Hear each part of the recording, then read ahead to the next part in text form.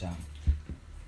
모든 인간은 나를 중심으로 이걸 이제 자아라고 할게요. 자아. 프로이드의 용어지만 나 주위에 뭐가 있어요? 나 주위에 나 주위에 이 바깥에 있는 거 뭐라 그래요? 그거예요. 뭐 욕망. 나 밖에 있는 걸 이걸 뭐라 그래요? 세상. 그 세상. 우리 왜 이렇게 힘들게. 뭔가 더 있을 그러니까 뭔가 더 있을 것 같아. 세상 이건 이제 코스모스라 그래요. 응? 코스모스가 세상을 한마디로 뭐라 그래요? 율법이라 그러죠. 그러니까 나와 세상 이걸 이제 나 말고 내 밖에 있는 거를 이제 철학적인 용어로 타자. 내가 타자를 어떻게 보냐 되게 중요한 이거 율법이에요. 율법. 근데 율법 안에 있는 나는 이 자아는 선악과를 먹었기 때문에 선악 판단의 주인으로 살고 있죠. 율법을 나라는 존재 자아가 욕망하는 주체가 율법을 나의 자아의 확장을 위해서 끌어당기는 거죠. 이게 이제 행융합이라고 표현한 거 내가 이제 여기 저기 물리학적으로 끌어당겨서 나라는 존재의 자아의 확장을 위해서 살아가는 거죠. 그러니까 나는 세상에 있는 율법을 나의 욕망을 위해서 끌어당기는 거죠. 이 율법을 내 욕망을 위해서 끌어당기는 거죠. 그게 선악과 먹은 인간의 삶의 방식이에요. 그래서 이게 욕망의 충동이라는 게 선생님 목사가 왜 BMW 747에 대한 그 기대와 그걸 왜 안 가지고 살아요? 돈이 없기 때문에 잘린 거죠. 그러니까 그 욕망이라는 게 그 차를 얻고 싶은 그 욕망으로 있다가 차를 얻으면 그 욕망이 충족이 되잖아. 근데 그 욕망은 차를 얻는 것으로 충족이 돼야 안 돼요? 안 돼요. 그러니까 심리적으로 물건을 쇼핑 중독이나 이런 거 있잖아요. 여자들. 이게 언제 있냐면 물건을 내가 이렇게 살 때 이게 뭐냐 기쁜 거예요. 카타르시스를 느끼는 거예요. 사고 나면 이 끝난 거예요.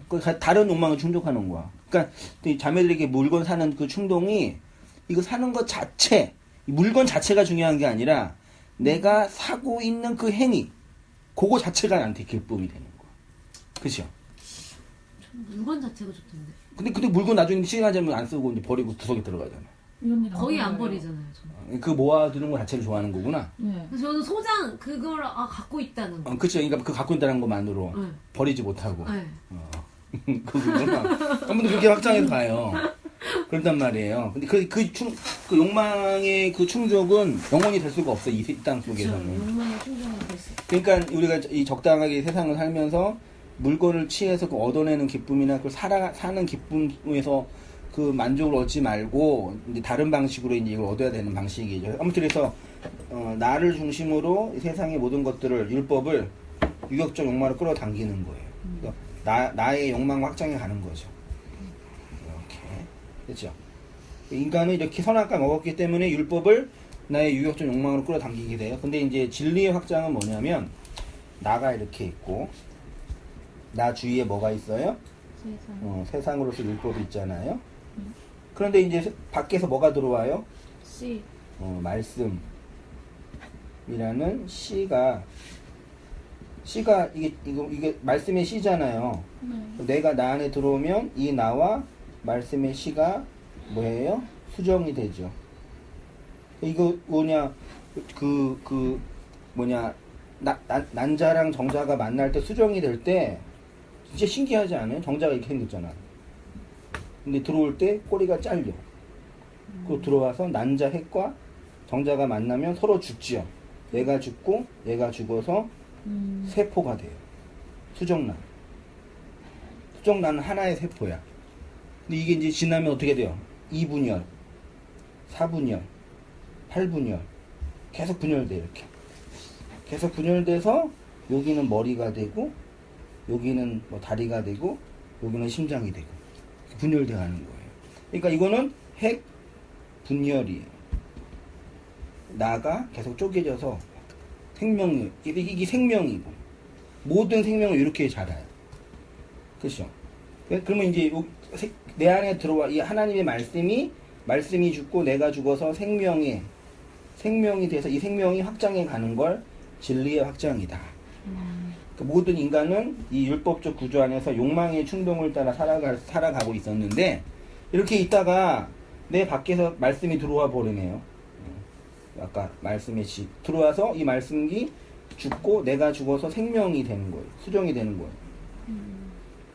그래서 이 생명이 확장해 가는 거죠. 이게 성도의 삶이다. 이게 성장이다. 이게 성숙이다. 그래서 이렇게 살아가서 그러면 살아갈 때 이 세포가 살아가는 힘이 어디서 봐요? 율법이라는 세상에서 받잖아요. 율법 세상을 내가 먹고 소화해서 나오는 게 뭐예요? 배설물. 그럼 율법의 세상이 나한테 배설물이 되는 거. 그러니까 이 배설물이라는 얘기는 쓰레기, 가치 없고 이게 영적인 건 좋은 거고 복음 진리는 좋은 거고 돈이나 뭐 세상의 명예나 이런 것들은 다 배설물이고 그런 게 아니라는 얘기예요. 배설물이라는 얘기는 하나님의 생명에 들어와 내가 생명을 확장해가는 내용 속에서 경험되는 세상에 대한 정당한 인식, 그게 배설물. 그래서 건강하려면 잘 먹고 잘 소화하고 잘 보내고, 그렇죠. 잘 못 먹고 잘 소화도 못해. 그러면 설사만 하지. 건강하지 못한 사람, 성장하지 못하고 성숙하지 못하고 잘하지 못하는 거죠. 맨날 아프고 병원 가야 돼. 약 먹어야 돼. 잘 못 사는 게 성장하지 못한 사람. 아니 우리 신체랑 정신이랑 영혼은 연결돼 있어요. 어떻게 그게 분리돼 있어요?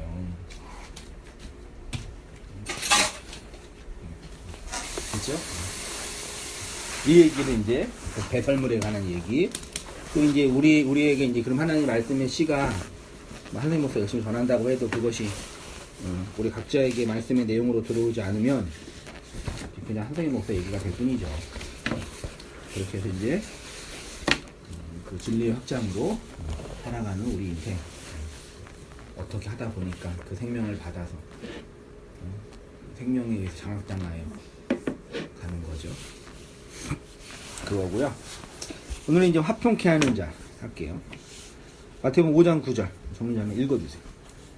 화평케 하는 자는 복이 있나니 그들이 하나님의 아들이라 일컬음을 받을 것입니다. 화평케 하는 자 뭐예요? 누군가를 풀어주는, 화평하게 해주는 사람? 화평케 하는 자는 하나님의 아들이라 일컬음을 받는데 한번 읽어볼게요. 은혜자님 어떻게 읽어줄까요?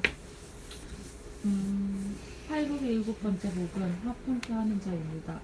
7의 언약을 통해서 8의 복을 받아 살아가는 성도는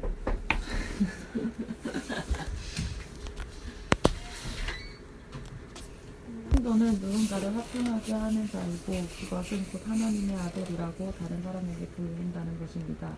그리스도인이란 화평하게 하는 사람이고 그것은 하나님의 아들이 된 성도의 존재이면서 조건이고 가능이면서 지향점이라고 할 수 있습니다. 네, 화평하게 하는 자가 헬라어로 가면은 그 에이레노 포이오스라는 단어인데요. 이게 에이레네랑 그다음에 포이에오의 합성은 에이레는 알죠? 평화라는 단어고요. 포이에오는 만들다, 행하다, 열매를 맺다. 그러면 이제 단어적으로만 화평케 하는 자를 이제 분석을 하면 뭐예요? 평안을 만드는 자, 평안을 만들어내는 자. 그게 화평케 하는 자. 그러니까 평안하세요? 인사하잖아. 평안하지 않잖아 지금. 평안하세요 할 때 그 내가 평안하다 이 개념이 아니라 평안을 이렇게 만들어내는 거예요. 달라요. 정윤자매가 평안하세요랑 정윤자매가 평안을 만들어내세요는 달라요.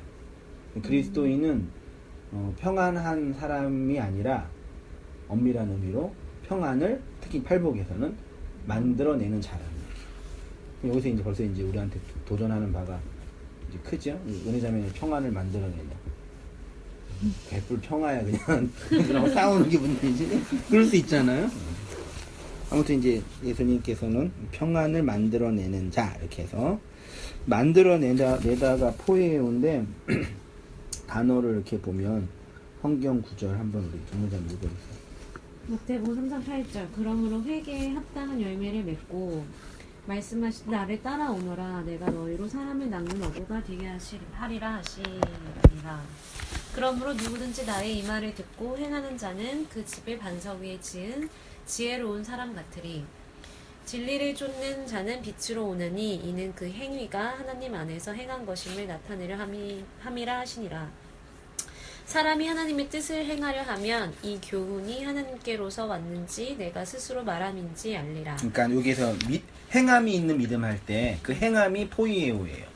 그러니까 단순히 어떤 일을 잘 수행하는 게 아니라 만들어내고 되어지는 것. 하늘에서 하나님의 뜻이 이루어진 것처럼 땅에서도 그 뜻이 이루어지잖아요. 그러니까 우리 안에서 하나님의 뜻이 이루어지는 걸 행함이라 그러는 거예요. 행함 있는 믿음은 뭐 해고 안 하고의 문제가 아니라 하나님의 말씀이 이루어지는 그게 이제 포이에오라는 단어거든요. 그게 평안이 이루어진다. 평안이 된다. 평화로운 존재가 된다. 그렇게 볼게요. 평화, 안식과 화해와 구원의 완성, 화평케 하는 자는 평화를 만드는 자이고 평화를 행하는 자이며 평화가 된 자입니다. 이것을 단순히 만사형통, 운수대통의 삶이 아닙니다. 구약에서는 샬롬, 신약에서는 에이렌으로 번역된 이 평화가 세 가지 중요한 개념이 있는데 첫째가 안식, 둘째가 화해, 하나님과 셋째가 구원의 완성. 그러니까 화평케 하는 자의 내용은 평안을 만들어내는 거고 평안이 되는 자인데 그렇게 된 사람의 구체적인 삶의 방식이 안식이 있고 하나님과 화해하고 구원의 완성을 향해 간다. 그래서 이제 회개의 열매를 맺고 사람을 낚는 어부가 되고 복음의 말을 행하는 자가 되고 진리를 좇는 자가 되고 하나님의 뜻을 행하는 자 이렇게 다양한 표현으로 이제 평화가 주어지는 거죠. 그러니까 이 평안 에이렌을 할 때 단순히 마음이 편안하다 그런 게 아니에요. 전쟁이 일어나는데 복음의 내용을 받아서 우리 안에서 일어나고 있는 어떤 그 신앙의 내용들, 우리 지난주 설교를 하면 영적인 전쟁이 일어나는 어떤 그 영적 전쟁의 현실, 그거 자체를 에이렌이라고 그러는 거예요. 이 평화는 우리가 만들어내는 것이 아니라 그럼 이 평화가 어떻게 주어지냐? 그게 이제 요한복음 14장 27절에 평안을 너에게 끼치노니 곧 나의 평안을 너에게 주노라. 내가 너에게 주는 것은 세상에 주는 것 같지 아니하니라. 너희는 마음에 근심도 말고 두려워하지도 말라. 16장 33절에는 이것을 너희에게 이름은 너희로 내 안에서 평안을 누리게 하려 함이라. 내려와서 요한복음 20장에는요. 이날 곧 안식 후 첫날 저녁 때 제자들이 유대인들을 두려워하여 모인 곳에 문을 닫았더니 예수께서 오사 가까이에 서서 가라사대 너희에게 평강이 있을지어다. 에이렌에 예수께서 가라사대 너희에게 평강이 있을지어다. 아버지께서 나를 보내신 것 같이 나도 너희를 보내노라. 이 말씀을 하시고 그들을 향하여 뭘 내밀나? 이 숨이 성령이에요. 루아흐. 히브리어로 루아흐라고 푸뉴마 영. 성령, 영을 내시며 이르되 뭐예요? 성령 받으라. 그렇죠. 성령 받으면 뭐예요? 평안. 이거 얘기한 거예요. 그 다음. 이렇게 7이라는 하나님의 언약을 받아 8로 살아가는 성도를 복받은 사람이라고 하고 그 복의 내용이 곧 복음의 진리로 복음의 진리가 우리 안에서 안식하게 하고 하나님과 화해하게 하며 구원의 완성을 향해 움직이게 합니다. 이렇게 진리에 의해 끌려가는 성도의 모습을 화평케 하는 자, 화평이 만들어진 자, 평화가 그래서 평화의 복음을 전할 수 있는 거죠. 누가? 은혜자매가. 왜? 평화가 거기서 만들어지니까. 전하고 있어요? 평화가 만들어진다니까.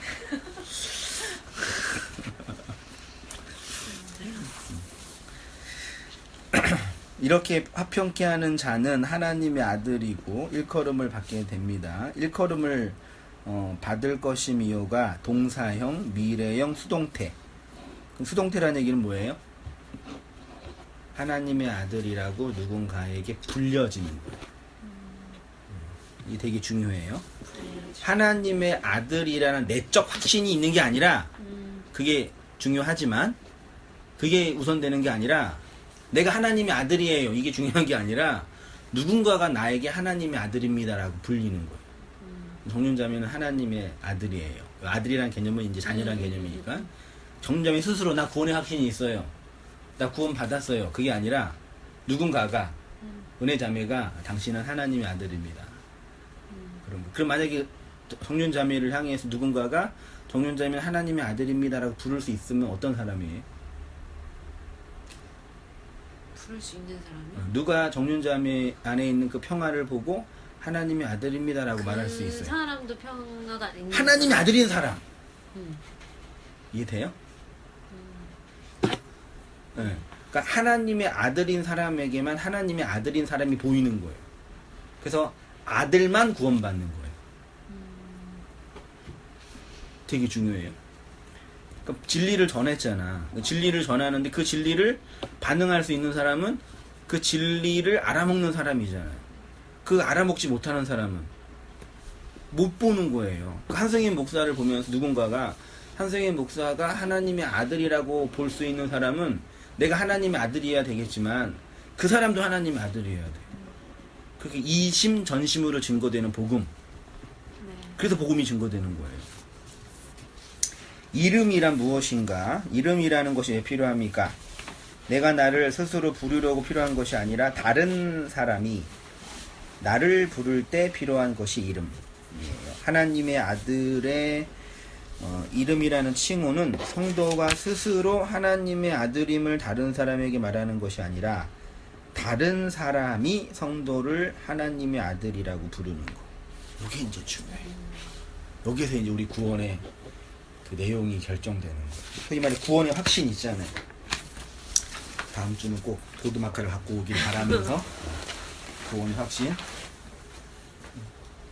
나 영자매라 그랬어요? 네. 구원의 확신 있어요? 어이 깜짝이야. 내 소개 들어봤어요? 여기 성전교회 있었을 때? 아 그랬어요? 어땠어요? 어려웠어. 어려웠어요?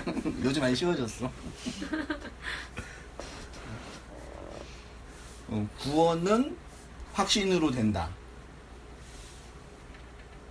어떻게 생각해요? 나의 구원은 하나님이 주시는 구원이죠. 하나님의 구원은 나의 확신으로 된다. OX.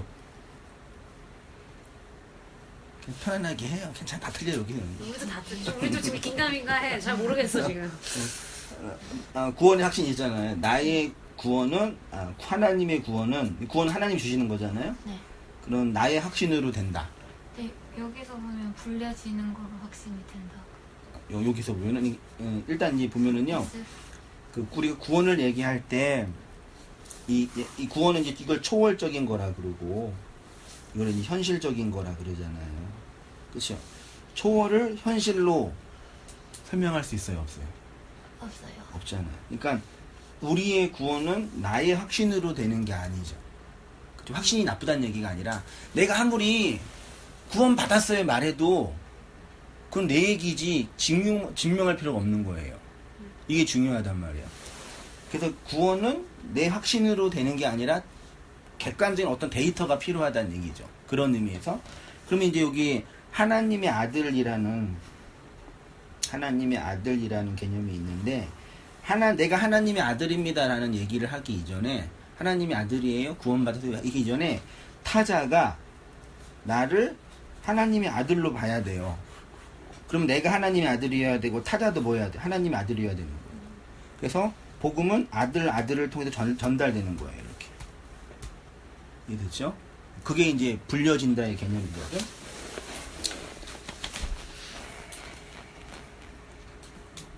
복을 받은 성도의 모습은 평화를 만드는 자이고 그로 말미암아 다른 사람에게 하나님의 아들이라고 불리게 됩니다. 기억하십시오. 내가 스스로 하나님의 아들이 아니라 줄쳐보세요. 다른 사람에 의해서 그렇게 불려져야 돼요. 누군가에게 이름이 불린다는 것은 우리의 존재가 무엇인지 설명되는 아주 중요한 부분입니다. 제가 좋아하는 시 중에 하나가 집사람한테 이 시를 보냈는데 오늘요? 저 어저께 뭐야? 왜 그래? 아 갑자기 시를 보내니까 무슨 수작인 거야? 그런 뉘앙스인데 되게 좋은 시예요. 한번 같이 나영전에 한번 이거 시 한번 읽어 멋있게 한번 시적 감정을 좀 시적 가지고 감성으로. 이건데. 읽어주세요. 무슨 시인의 꽃이라는 시가 있습니다. 내가 그의 이름을 불러주기 전에는 그는 다만 하나의 몸짓에 지나지 않았다. 내가 그의 이름을 불러주었을 때 그는 나에게로 와서 꽃이 되었다. 내가 그의 이름을 불러준 것처럼 나의 빛깔과 향기에 알맞은 누가 나의 이름을 불러다오. 그에게로 가서 나도 그의 꽃이 되고 싶다. 우리들은 모두 무엇이 되고 싶다. 너는 나에게, 나는 너에게 잊혀지지 않는 하나의 눈짓이 되고 싶다. 예, 꽃이 있습니다. 그 꽃은 누군가에게 꽃이라고 불릴 때 꽃이 됩니다. 아무도 그 꽃을 꽃이라고 부르지 않으면 그 꽃은 그냥 하나의 몸짓에 지나지 않습니다. 되게 멋있지 않나요? 다른 사람이 나를 어떻게 부르는가? 다른 사람, 타자성이 얘기하는 거예요.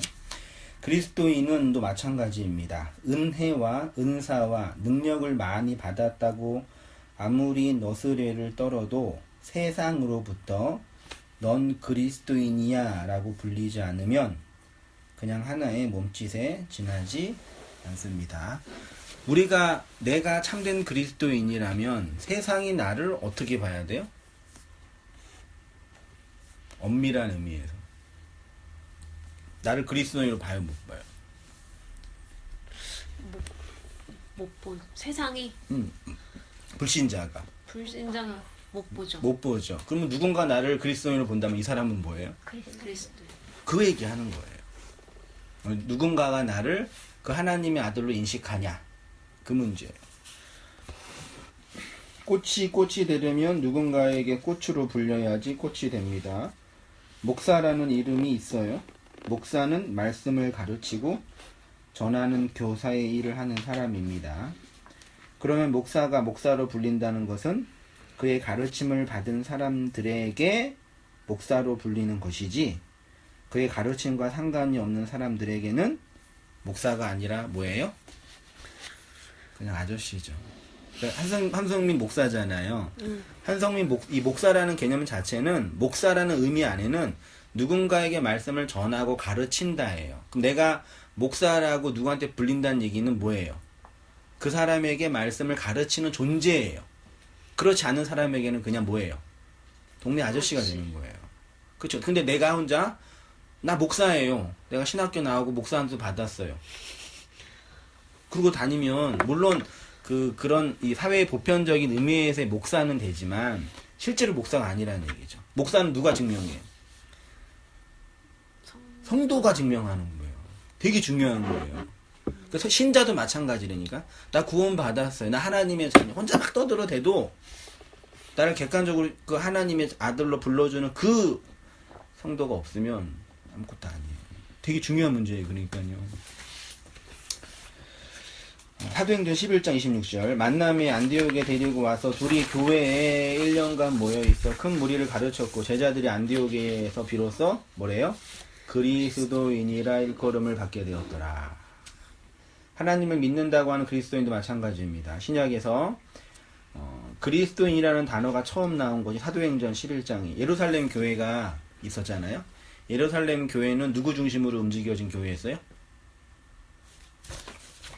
누구 중심으로? 예루살렘? 요한? 바울은 아닌 거. 우리가 믿는 기독교를 그리스도교라고 해요. 원래 기독교는 맨 처음 뭐였어요? 원래. 원래요? 아니 원래 기독교는 이공원 찾까?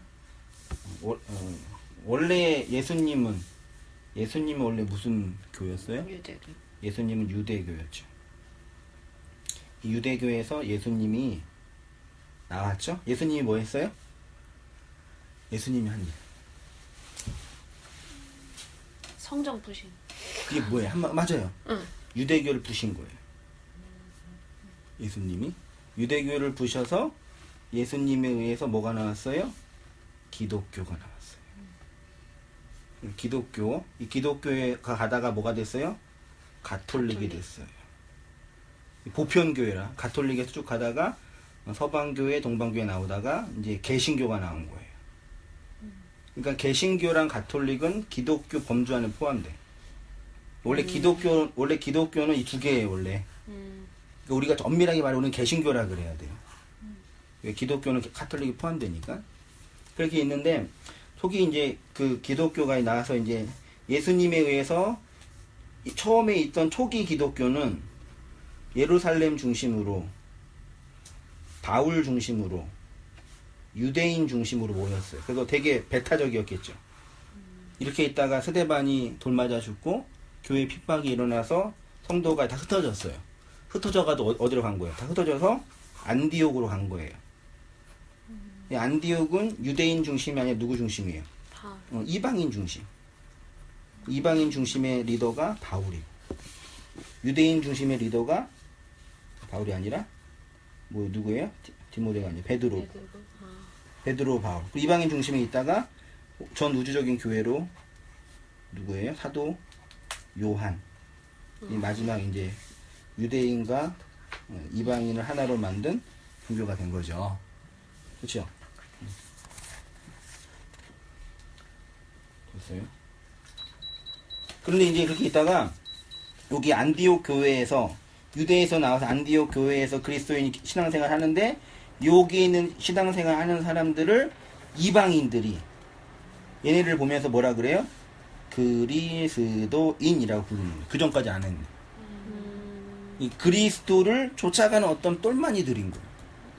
그러니까 그리스도인이라는 개념 자체는 나 그리스도인이에요, 이게 아니라 예수님 안 믿는 사람들이 쟤네를 보니까 뭘 쫓아가고 있어 지금.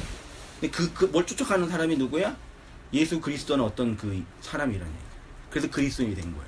그러니까 이런 의미에서 오늘 한국교회에서 유행하는 그 구원의 확신 같은 그 교리가 얼마나 그 미숙한 태도인지 모르는 거예요. 어떻게 내가 구원받았음을 나의 느낌으로 확신할 수 있어요? 심지어 카톨릭 어디야 그 오순절 교단에서는 구원받은 증거가 뭐예요? 성령, 방언을 받아야지 성령 받은 증거래.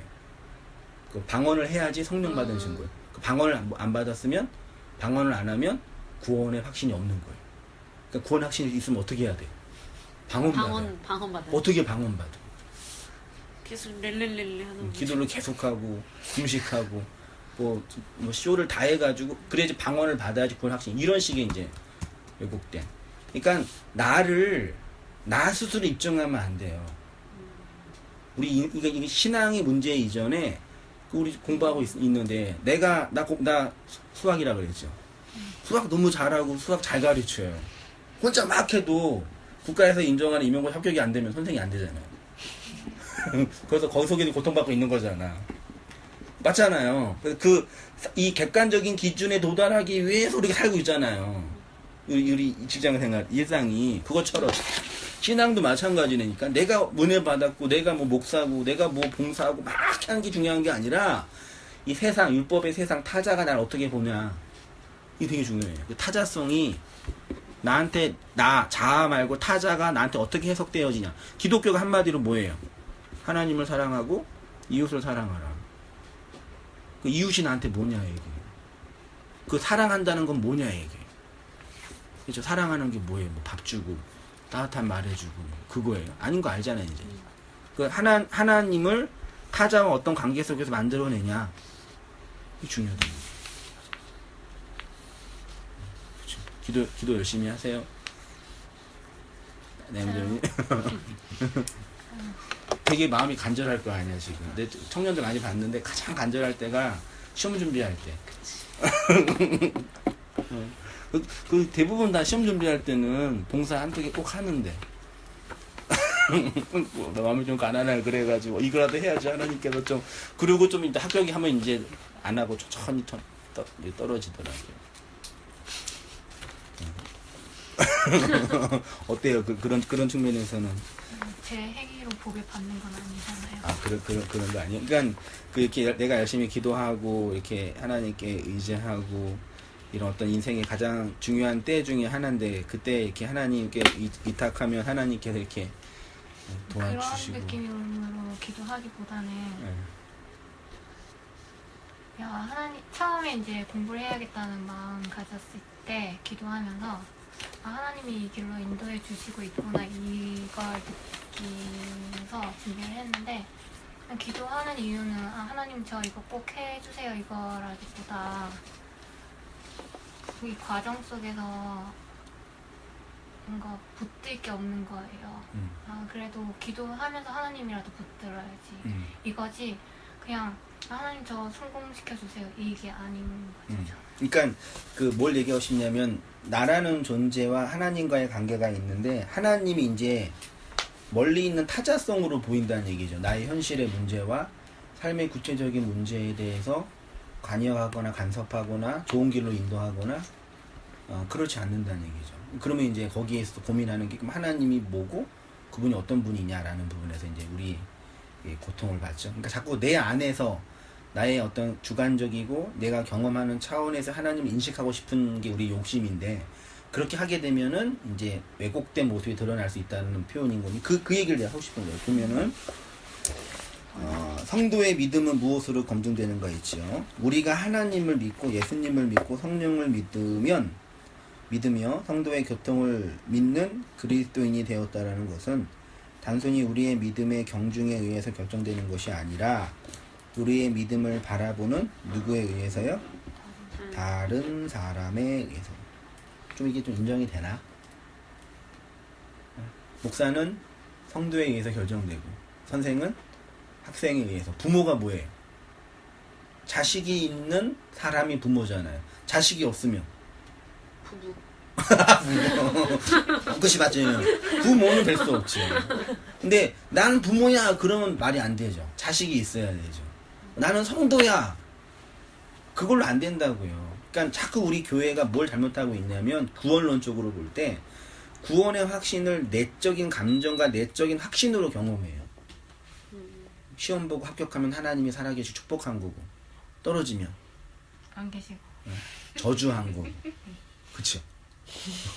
우리 안에서 원하고 잘 되면은 하나님께서 좋은 거 주신 거고 안 되면 이런 식의 내면으로 자꾸 그러니까 자꾸니까 신앙생활을 하면 할수록 이렇게 내적으로 내면적으로 이렇게 고립되는 인격과 성품이 그런 얘기 했잖아요. 그 정윤자매가 그 교회 권사님이나 이렇게 어른들을 보면서 30년 40년 동안 신앙생활 열심히 한 사람들의 인격적인 성품과 삶의 태도가 저 모양이라면 나는 뭐라 그랬어요? 그건 아닌 것 같다. 근데 그렇게 될 수밖에 없는 이유가 뭐냐면 신앙을 하나님을 내 앞에 있는 타자를 내 안에서만 자꾸 살려 그래. 그러니까 아까 표현에 고립된다 그랬잖아요. 내 안에서만 하나님을 내 안에서만. 그래서 되게 신앙하는 사람이 이렇게 내면 되게 이게 뭐랄까 이렇게 되게 고약 이게 나만 아는 뭐 어떤 의미인지 아나? 다른 사람과 소통하고 관계를 맺는 게 잘 안 돼. 그게 문제예요. 근데 다른 사람에 의해서 우리가 또 상처받을 수도 있지 않아요? 믿음에 대해서 이 사람이 다른 사람에 의해서 결정된다 그랬잖아요. 믿음이. 근데 이 사람은 나의 깊숙한 부분을 모르잖아요. 표면적으로만 볼 뿐인데 이 사람이 나의 신앙을 판단하는 거죠.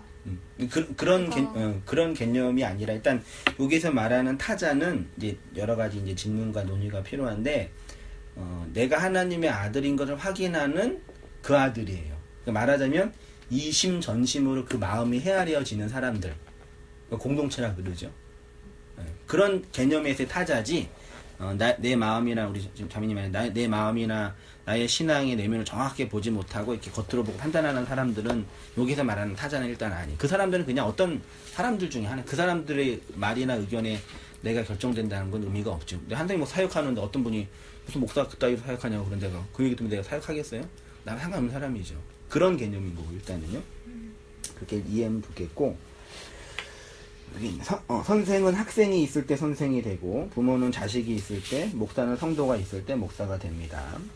성도가 세상으로부터 아이들은 하나님의 아들이라고 불림을 받을 때 하나님의 아들이 되는 것이지 나 혼자 열심히 종교적인 헌신을 하고 돌을 닦는다고 하나님의 아들이 되는 거 아니에요. 그러니까 내 말은 뭐냐면요.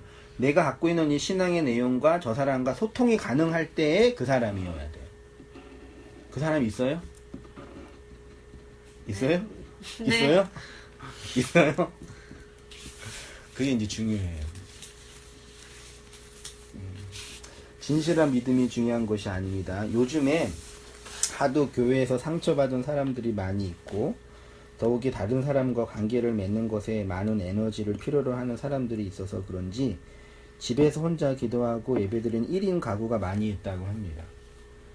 의외로 많더라고요. 그래서 교회를 출석하지 않고 하지 않느냐의 문제가 아니라 줄쳤죠. 복음의 진리는 나와 다른 사람과의 뭐에 의해서? 관계. 얘기했잖아요. 하나님이라는 신적 초월자가 있어요? 없어요? 있지. 있으니까 우리 신앙생활을 하죠. 없으면 우리 주변 불쌍한 사람이 어디 있어요? 하나님이라는 신적 초월자가 꼭 있어야 된다. 요즘에 이제 칠판에 놀려가지고 하나님, 하나님의 표현 하나님이라고 한글로 하나님이라고 그러고 히브리어는 엘로힘이라고 그러고 혹은 여호와라고도 하고 혹은 카톨릭에서는 뭐라 그래요? 하느님이라고 그러고 옛날 우리 할아버지는 하늘님이라고 그랬고 뭐가 맞아요? 다 맞아요? 다 맞아요? 이건 초월자이신 하나님이죠.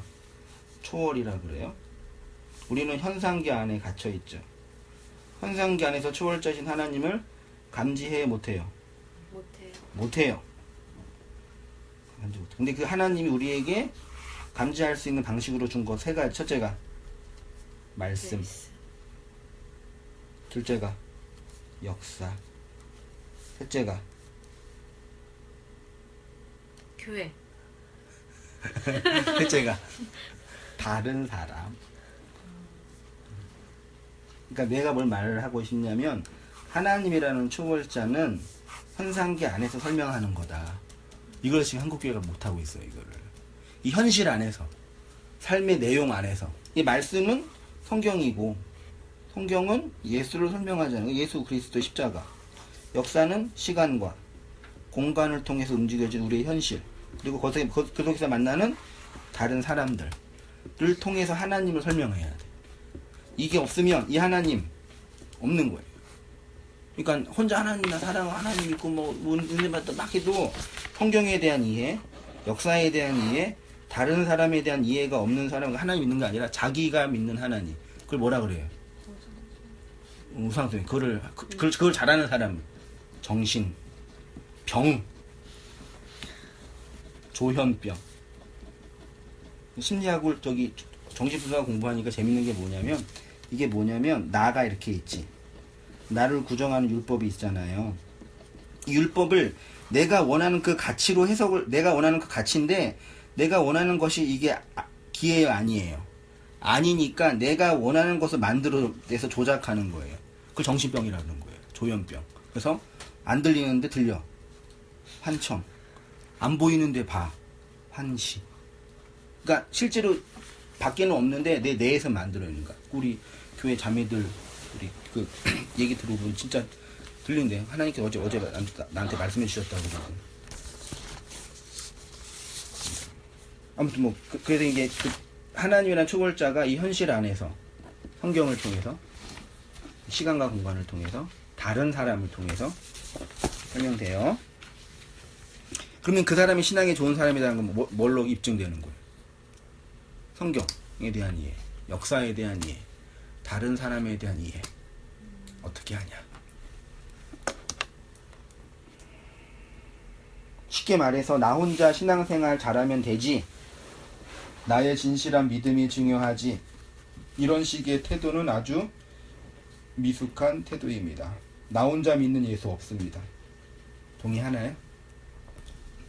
내가 믿을 수 있었던 것은 누군가가 나에게 복음을 전해주었기 때문입니다. 누군가가 단순히 출석하는 교회 목사일 수도 있고 다른 성도일 수도 있고 방송이나 인터넷이나 책을 통해서 들을 수도 있는데, 아무튼 내 밖에서 어떤 지식과 소리가 들렸기 때문에 내가 기독교인이 기독교를 알고 있는 것입니다. 내가 스스로의 힘으로 알게 되고 깨닫게 되는 진리는 없습니다.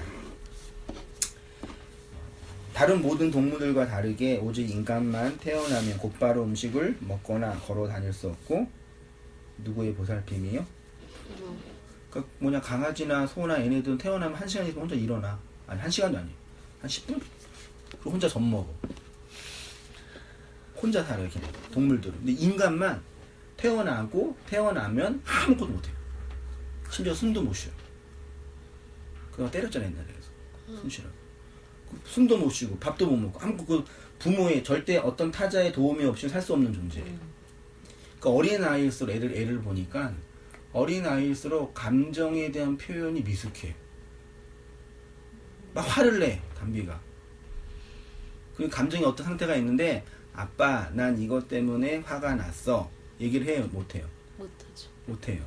그쵸? 우리 지난주에 누구냐 예나처럼 막 울어. 왜 울어? 사탕도 달라. 근데 그러면 우리 정상인 사람은, 선생님 나 사탕 먹고 싶어요, 사탕 주세요. 근데 예나는 울잖아요. 그러니까 미숙한 어린아이는 자기 감정에 대한 이 감각이나 표현이 못해요. 그냥 아픈 거예요, 힘든 거예요. 그쵸? 근데 이게 영적으로 해석해봐요. 몸은 다 컸는데 자기 감정의 상태를 표현하지 못하는 사람들이 있단 말이에요. 괜히 이렇게 우울하고, 괜히 짜증나고, 괜히 힘들고, 이유가 있는데 설명이 안 돼. 그게 미성숙한 사람이거든요. 그러니까 딴 얘기 했는데, 그러니까 인간만 타자, 다른 사람과의 관계에 의해서만 생존할 수 있어요. 근데 아이러니하게도 지금 1인 가구가 더 많아지고 있잖아요. 1인 가구 좀 많이 있는데. 1인가 본데. 1인 가구 오래 있으면 별로 안 좋아요, 진짜. 그치? 정신건강이 별로 안 좋아요. 그래서 혼자 하는 게 힘드니까 누굴 키워요? 강아지, 고양이. 강아지랑 고양이랑 관계를 맺는 거. 사람들이랑 관계는 점점 안 맺어지고. 내 말을 잘 듣는 강아지, 고양이랑 관계를 잘 맺고, 사람과의 관계를 맺는 거 힘들어져. 그게 점점 사람이 외로워지고 있는데, 외로운데 그 외로움을 소통할 수 있는 존재는 사람인데 사람과는 안 되니까 강아지랑 하는 거예요. 그게 반복되는 계속. 나중에 좀 교회를 좀 크게 하려면은 교회 강아지, 고양이 데리고 올 수 있는 카페도 하나 준비하면 1인 가구들 예배 드릴 때 1인 가구. 진짜 그럴 거야 앞으로. 그런 교회 생길 거야 진짜. 강아지 세례 주는 거 아니에요? 미국에는 그런 데 있어요. 강아지 장례 해줘. 장례식 있다 그랬어. 해준 목사 있었어요. 그리고 실제로 강아지 키우는 분들 자기 자식이라 그러잖아요. 자기가 자식이지 우리는 그냥 강아지지. 아무튼 그런데 넘어와서 그 TV 프로 나 혼자 산다 많이 있잖아요. 그래서 그치. 점점 좀 힘들어질 거야 아마. 근본적으로 나 혼자 잘 믿으면 된다 이런 말처럼 거짓된 말 없습니다. 흐르지 않는 물은 반드시 뭐예요? 썩습니다. 썩어요. 내 밖에 들어온 진리가 나를 통해 내 밖으로 다시 흘러가지 않으면 변질돼요. 근데 내 안에 들어왔는데 소화가 안 돼. 그냥 뭐 하는 거니까 잘 이렇게 보내야 되는데 설사나 보내고 이렇게 소화를 못 하니까. 그게 소통을 유통해야 되니까요. 인간 존재 자체가 혼자 살 수 없는 것처럼 신앙생활 자체가 혼자 하는 것이 아니죠. 나는 절대 나 혼자 설명될 수 있는 존재가 아니라 누군가가 나를 부르는 것에 의해서 결정돼요. 아버지, 사장, 목사, 시민, 성도. 다른 이가 나를 불러주지 않으면 있다고 할 수는 있지만 실제로 살아있는 것이 아닙니다. 사람은 절대 혼자서 나를 나로 규정하지 못하고 정의하지 못해요. 이게 사람의 연약함이면서 아주 근본적인 문제. 근데 인간이 다른 사람과 관계를 잘 못 맺어요. 특히 현대에서는 이제 이익에 의해서, 자기 욕망에 의해서 맺는 거죠. 여러분, 이렇게 지역교회를 정하고 정기적으로 예배와 성경 공부를 참여하는 것이 자유로운 신앙생활이에요? 얽매이는 신앙생활이에요? 이렇게 밤 늦게까지 이렇게 막 성경 공부 막 하고 막 학대를 당하고 말씀이나 학대를 당하는 거. 이게 얽매이는 거에 자유로운 거예요. 얽매이는 거 자유로운 거예요. 자유로운 거예요. 얽매이는 거 자유로운 거예요. 반반. 그 지난주에 그 전주에서 온 성도님이 얘기하시는데, 그분이 지역길을 못 다니니까 이제 인터넷 설교 듣고 내가 방문하잖아요. 근데 이제 아는 지인이 그냥 자유롭게 신앙생활 하라고 그러는 거예요. 그러니까 그분은 어떤 생각을 하는 거냐면, 교회를 정하고 예배를 정하고 목회자를 정하고 헌금을 내면서 신앙생활 하는 거는 나를 얽매이게 하는 거 생각하는 거예요. 그게 말이 돼요? 그러니까 부부 남녀가 만나서 결혼하고 이렇게 연애하면 얽매이는 거예요? 얽매이는 거예요? 자유로운 거예요?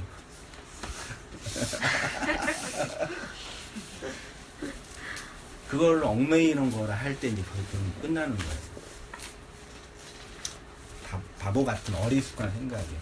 교회를 정하고 정한 시간에 예배를 드리고 정한 시간에 성경공부를 하고 있는 것 자체는 그걸 얽매이는 거 생각하는 것 자체가 신앙의 내용이 뭔지 잘 모르는 거라니까요. 대부분 다 생각해요. 내가 원할 때 설교 듣고, 요즘도 인터넷 너무 잘 돼 있잖아요. 원하는 설교자, 오늘은 좀 설교 잘하는 누구 듣고 내가 치타 선택하고, 그게 자유로운 신앙생활이 아니라니까. 근데 그게 자유로운 신앙생활 생각하는 거예요. 그리고 한 교회 정하고 한 목사 설교 들으면서 신앙생활 하는 게 얽매이는 생각하는 거예요. 그럼 바보 같은 생각이 어디 있어요? 교회 안 다니는 게 자유로운 신앙생활이에요? 말이 안 되잖아요. 자유로운 삶과 노예적인 삶. 교회를 정기적으로 출석하고 예배에 참석하고 설교와 성경 공부에 참여하는 것이 여러분에게 무거운 짐이 되거나 여러분의 자유를 침해하는 것이 된다면 진짜 신앙생활 잘못하고 있는, 선생님 목사 성경 공부 하는데 인도하러 전주 갔다가 의정부 갔다가 신림동 갔다가 경동 오는데 지겨워 죽겠어 막 이거 지금. 그럼 정상적인 목사냐고요. 맞잖아요. 근데 나한테는 그렇게 정해놓고 왜 자기네들은 그렇게 요새 살아? 이해되나? 많은 사람들은 자유로운 삶과 노예적인 삶이 무엇인지 모릅니다. 노동하는 것과 안식하는 것이 무엇인지 모릅니다. 부유하게 사는 것과 가난하게 사는 것이 진짜 어떤 것인지 모릅니다. 실은 다 노예이고 노동하며 가난하게 있는데 그것이 그런 것인지 모르고 착각하며 살고 있습니다. 정기적으로 교회에 출석하지 않고 교제하지 않고 헌금하지 않는 것이 자유로운 신앙생활을 생각하는, 물론 이제 지역교회를 다니면서 상처받고 목사한테 이상한 얘기 들으면서 했기 때문에 그런 행동을 한 것에 대한 심리적인 이해는 할 수 있는데, 그런 식의 그 이해나 태도는 왜곡된 거예요. 안타까운 거예요. 결론은 뭐예요? 하나님은 너와 나의 관계 속에 살 수 있다. 우리가 하나님을 인식한다고 본다고 하는 것은 하나님으로 설명되는 성경, 역사, 다른 사람과의 관계 속에서 하나님. 그래서 하나님을 사랑한다나 하고 형제를 사랑하지 않으면 사랑하지 않는 걸 했잖아요. 형제가 양식이 없어서 갈급한데 따뜻하게 가라, 그냥 가라, 사랑하지 않는 거라 그랬잖아요. 그에게 양식을 줄 수 있는 존재가 될 수 없는 거죠. 하나님이라는 초월적인 존재가 성경 안에 계시되고 역사와 사람들과의 관계 속에서 설명됐습니다. 그래서 우리는 이 율법으로 주어진 세상이 아니고서는 하나님을 알 수 없고 볼 수 없고 만날 수 없습니다. 그래서 다른 사람과의 관계가 힘들기 때문에 나 혼자 조용히 예수님 믿겠다는 것은 왜곡된 진실하게 믿는 나만 세상에 진실이 있어요? 진실하게 믿는다. 그게 뭐예요? 그걸 말처럼 진실한 믿음이 뭐예요? 거짓 없는 믿음. 나의 진심이 중요한 게 아니에요. 별로 안 중요해요. 진리가 중요한 거예요. 나의 진심 어린 마음이 중요한 게 아니라 객관적인 진리가 중요한 거예요. 사람들이 착각해요. 내가 진실하게 살고 있다고. 진실하게 사는 거는 그건 중요한 게 아니라니까. 진리가 뭐냐가 중요해요. 인간 자체가 진실할 수 없어요. 어떻게 그냥 문학적인 표현으로 진실한 사랑이라고 표현을 하는데 내가 진실을 나쁘다고 한 게 아니라 객관적인 진리의 내용이 없는데 진실하게 사람 죽일 거예요? 진실하게 게으르게 살 거예요? 그런 얘기 있잖아요. 지혜롭고 게으른 대통령이 좋아요? 무지하고 부지런한 대통령이 좋아요? 누가 더 국민을 편안하게 해줘? 지혜롭고 게으른 대통령이 좋아요? 무지하고 부지런한 대통령이 좋아요? 지혜롭고 게으른? 지혜롭고 게으른 대통령이 국민을 편안하게 해요. 우리는 그냥 지혜롭지 못한 사람이 부지런하면은 밑에 사람한테 고달파요. 방향도 모르고 실컷 달리면 뭐해. 낭떠러진데. 나의 진심 어린 태도가 중요한 게 아니라 그것에 우리가 상처를 받는 거. 난 진실하게 살았는데 세상은 진실을 안 받아주거든. 난 진실하게 공부했는데 떨어지거든. 결과만. 그렇잖아요. 그 진실하게 상관없다니까. 맞잖아요. 그리고 이 은혜의 세계도 마찬가지예요. 나의 진심 어린 마음 자체가 중요한 게 아니라 그 진리가 뭐냐가 중요한 거예요. 그러니까 교회에서 이렇게 나는 진실하게 혼자 알아서 신앙생활 한다 하는 사람처럼 그 더러운 사람이 없어요. 제일 더러운 분이에요. 나는 교회 성도님들이 다 설교 듣는 줄 알았는데 다 앉아서 다 자기 믿음으로 신앙 설교 들어요. 객관적인 목사, 이렇게 밖에 있는 목사를 대접하지 않아.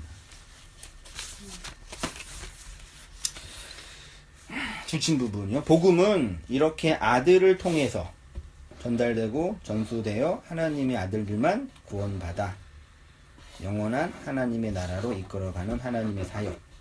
그렇죠? 아들.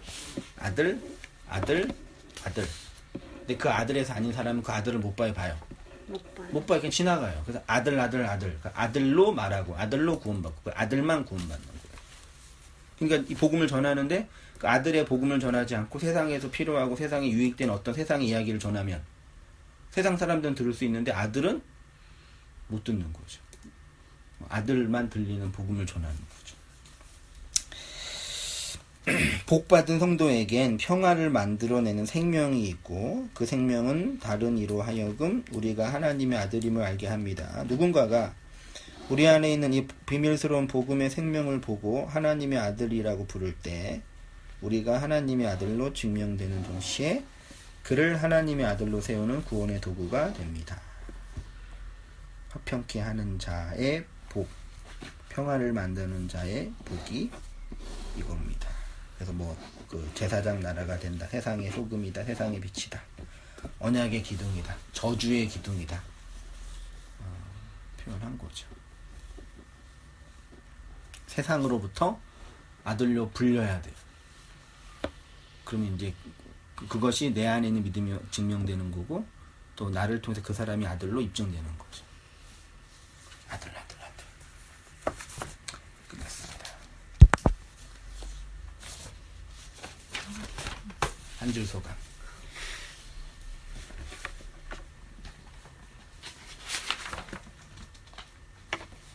저부터인가요? 이거부터요 그러면?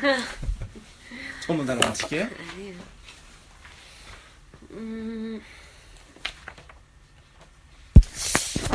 그냥 들으면서 열심히 더 공부하고 소통을 해야겠다. 이제 그러기 위해서는 열심히 공부해야 될 것 같고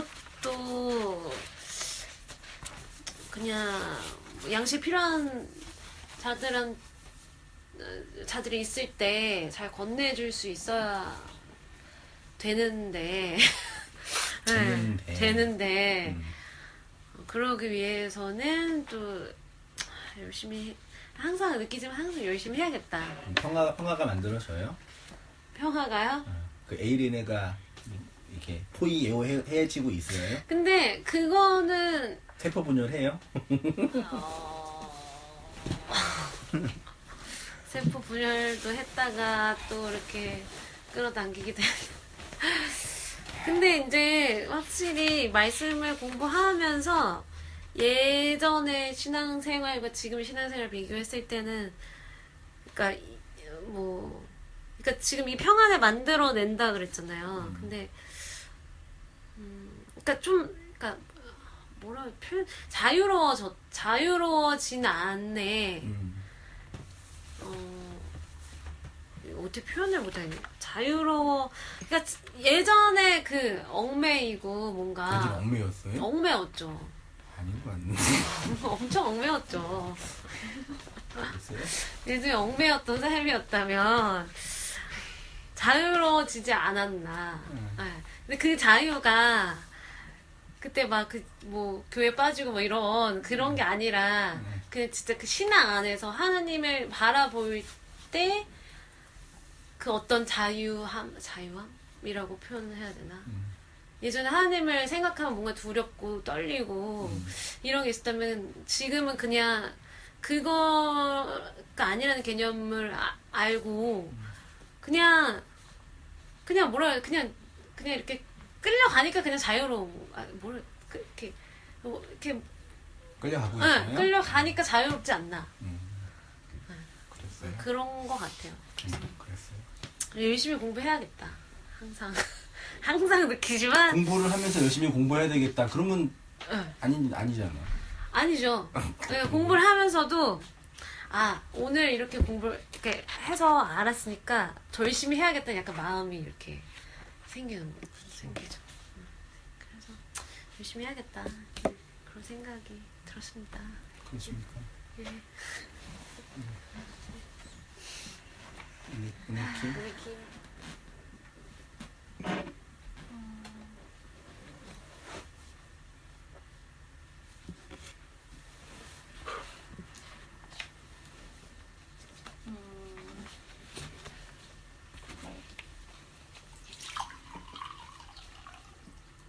언니 얘기해도 뭐였어.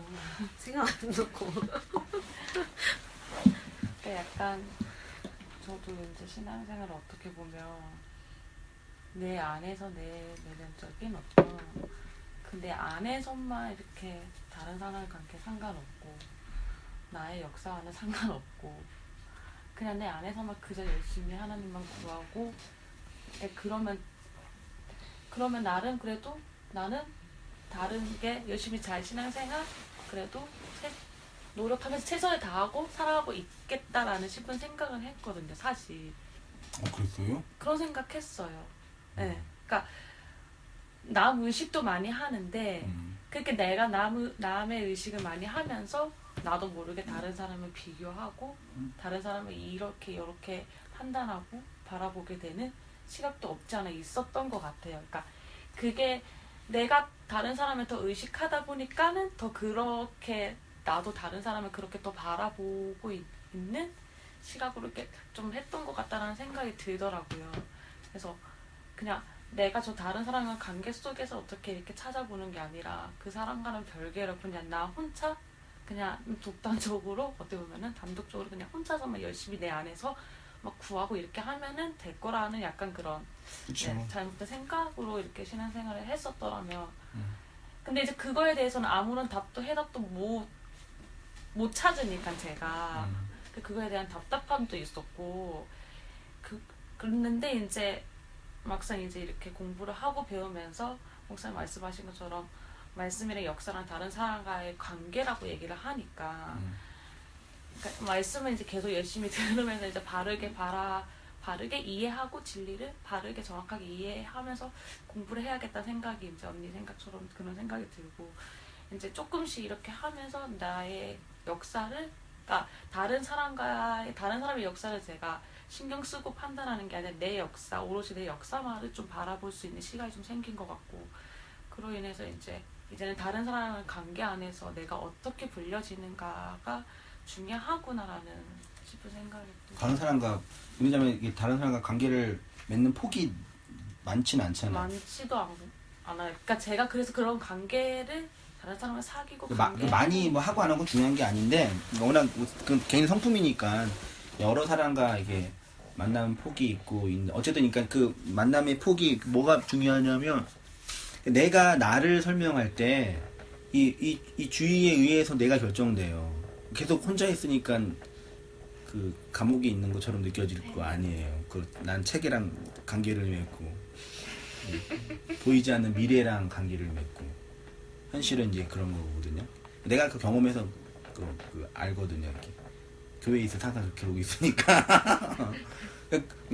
말하자면 그런 식의 이제 어떤 나라는 존재가 누구랑 관계를 안 맺으면은 이 공간의 가치는 똑같은 거라니까. 어떤 심리적으로든 이 존재적으로든요. 소통이 안 되는 거예요. 그러니까 단지 그 사람한테 복음을 전하고 이렇게 진리를 전하는 차원이 아니라 나는 나 혼자 있을 수 없어요. 누군가를 관계를 맺어야 되는 사람과는 관계를 맺기 싫으니까 걔랑 고양이가 맺는 거예요. 약간 두려운 게 그 관계를 맺는다는 것 자체가 두려운 게, 그러니까 그 다른 사람이 나를 어떻게 바라보는 시각에 대한 되게 예민하고 그거에 대한 좀 약간 그런 게 좀 더 크다 보니까 다른 사람이 나를 평가하는 것에 대해서 되게 많이 이렇게 왔다 갔다 그러는 거지. 네, 두려워하기도 하고 그런 거 있으니까 그냥 관계를 맺기 싫은 거죠. 그렇죠. 그래서 귀찮아서 맺기 싫은 것도 그리고 있고. 나에 대해서 호의적으로 관계 맺는 그 강아지랑 고양이는 너무 편한 거죠. 말하자면. 그냥 그렇게 되는 거예요. 자꾸 나의 존재가 좁아지는 거죠. 그래서 그런 의미로, 그러니까 단지 누구랑 관계를 맺어서 복음을 전하고 이렇게 하는 게 아니라, 한성의 목사가 되려면 한성의 목사의 말씀을 가르치는 성도가 있어야지 목사가 되는 거지. 나 혼자 나 목사예요 그러면 무슨 의미가 있어요. 존재가 없어지는 거거든. 꽃인데 꽃이라고 안 부르니까 그냥 몸짓에 불과한 거라고 말한 것처럼 그런 존재라는 거예요. 성도도 그런 의미입니다. 그러니까 그런 역사와 현실성이, 내가 고민하는 게 있어요. 요즘 그거거든. 철학을 공부하든 뭘 공부하든 초월적인 하나님에 대해서 얘기하는 이 직업인데, 그 초월적인 하나님을 내가 감지를 못해. 그 하나님에 대해서 뭘 얘기해 내가. 색깔이 이렇고 느낌이 이런 거라 얘기해? 못하잖아요. 현실 안에 설명하는 거, 역사 안에서. 그런 부분이 오늘날 한국교회 교회의 성도들로 하여금 이상한 이렇게 왜곡된 그런 성품과 성격을 가진, 성숙하고 막 풍성하고 이렇게 인격적인 사람도 아니면서도, 그렇다고 막 또 자기의 어떤 신념과 그것이 분명히 있는 것도 아니면서도, 제가 그걸 괴물로 표현했던 거죠, 말하자면. 그런 게. 그러니까 그 외계인 영화를 보면, 그 외계인 영화의 특징이 뭐냐면, 지구에 살고 있는 사람이 타자를 어떻게 해석하고 있느냐가 중요해요. 맞죠? 그래서 외계인 하면은 우리랑 다른 존재로 보잖아요. 근데 대부분의 외계인 영화는 괴물로 봐요. 그 얘기는 뭐예요? 나에게 타자는 나한테 괴물이에요. 나를 공격하고 나를 먹으려고 하는. 그래서 장벽을 쌓아서 나를 지키려는 방식으로 삶을 살아가는 거예요. 그 이웃과의 사랑은 거기서 끝나는 거예요. 그런 의미에서. 그거를 나와의 관계, 그걸 이제 라캉은 그 상상계라 그랬거든. 정신병자가 뭐냐면, 나가 있고 내 밖에 해석된 세상이 있는데 이 세상을 객관적으로 바르게 받아들이지를 못해. 이게 망가진 거야. 그래서 내가 왜곡되고 조작된 방식으로 세상을 바라보는 거야. 길 가는데 여자가 나보고 날 쳐다만 봤는데 날 보고 비웃었다고 칼로 찔른 게 그렇게 보이는 거예요. 그 상상계가 망가진 거예요, 말하자면. 그거는 정신질환 심한 거지만, 마치 하나님과 우리의 관계를 내가 원하고 내가 조직된 방식으로 만들어내고 싶은 거예요. 그게 기대가 크면 클수록 상실감은 점점 커져. 그 현실을 바르게 인식하면서, 그게 건강한 삶이라니까. 맞잖아요. 내가 참고 견디고 노력하면 더 좋은 걸 주실 거야. 안 주시잖아. 나의 그 상징계가 무너지는 거죠. 현실을 바르게 인식해야지. 그게 바퀴벌레 때문에.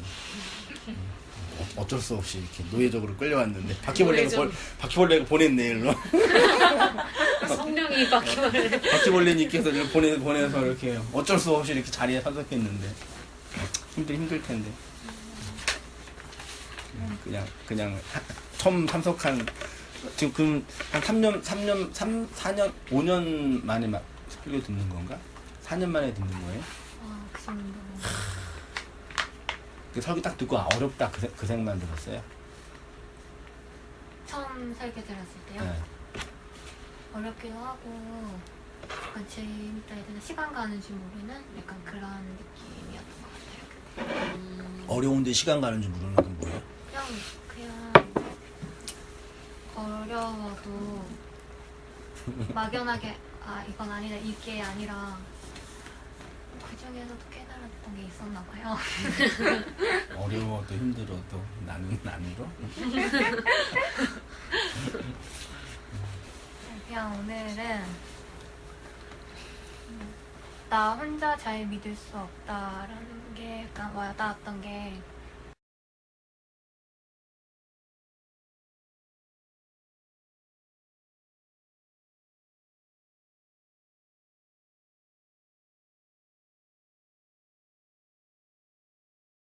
예배 다 드리고 나서 순모임을 하는데 자기 삶을 나누고 자기 신앙을 나누잖아요.